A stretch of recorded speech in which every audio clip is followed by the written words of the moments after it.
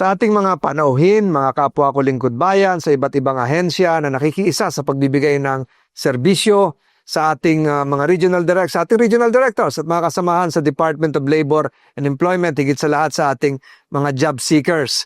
Ito po si Sectol, Secretary Francis Tolentino ay malugod na bumabati ng isang magandang umaga.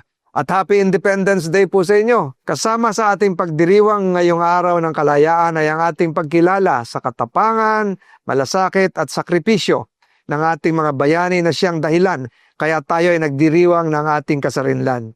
Kasabay nito, ang kagawaran ay nag-organisa ng Trabaho Agad Job Fair kung saan ako po ay lubos na umaasa na lahat ng ating mga job seekers ay ating matutulungan na makahanap ng trabaho mula sa serbisyong ito.